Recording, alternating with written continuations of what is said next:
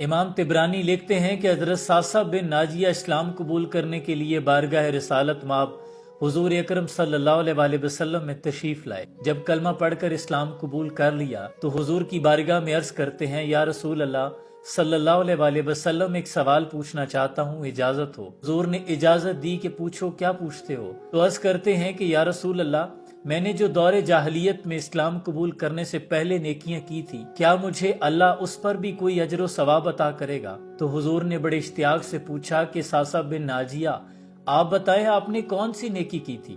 حضرت صاصب بن ناجیہ عرض کرتے ہیں، یا رسول اللہ صلی اللہ علیہ وآلہ وسلم، ایک روز میرے 2 اونٹ گم ہو گئے۔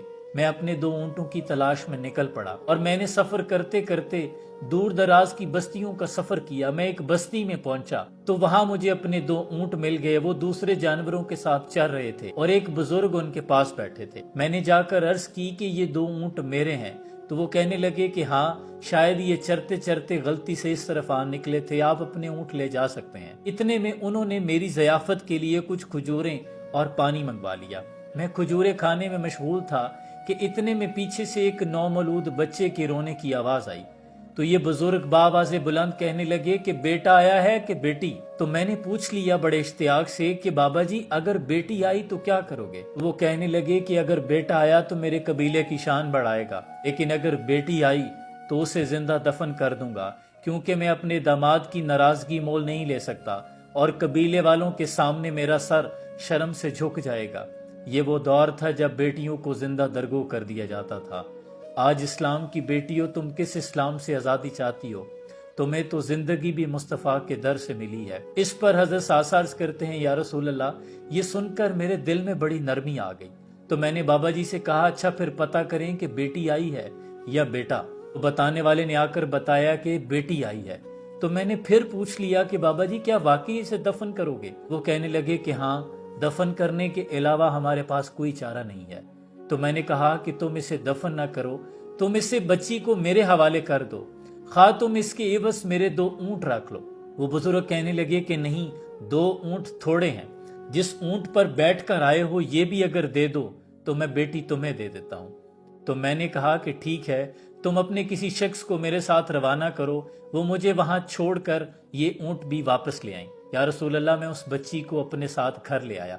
میری نوکرانی اسے دودھ پلاتی ہے اور یوں وہ بچی میرے گھر پلنے لگی۔ وہ میری داڑھی کے ساتھ کھیلنے لگی، میرے سینے پر بیٹھ کر میرے ساتھ اٹکیلیاں کرتی۔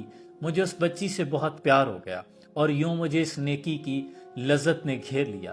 یا رسول اللہ، اس دن کے بعد میں دور دراز کے علاقوں میں چلا جاتا، جہاں بھی کوئی بیٹی پیدا ہوتی، وہ اگر دفن کرنے کا ارادہ کرتے تو میں 2-3 اونٹ انہیں قیمت دے کر وہ بیٹیاں اپنے گھر لے آتا۔ یا رسول اللہ صلی اللہ علیہ وآلہ وسلم، اس وقت میرے گھر میں 360 بچیاں پل رہی ہیں۔ صاصب بن ناجیہ فرماتے ہیں، جب میں نے حضور کے ودعا کے چہرے کی طرف دیکھا تو حضور کی داڑھی مبارک آنسوں سے تر ہو چکی تھی، حضور کا چہرہ مبارک سرخ ہو چکا تھا، اور رسول اکرم صلی اللہ علیہ وآلہ وسلم نے آگے بڑھ کر مجھے سینے سے لگایا اور میرے ماتھے سے چوما۔ کیا دکھیاں جا کے دکھیاں نو، غم خار آ گئے ہن خیرے، ہوئیاں حاکم خوشیاں نبیاں نو، سردار آ گئے ہن خیرے، پہلے مرن تو ڈر پیا لگدا ہا، سرکار آ گئے ہن خیرے۔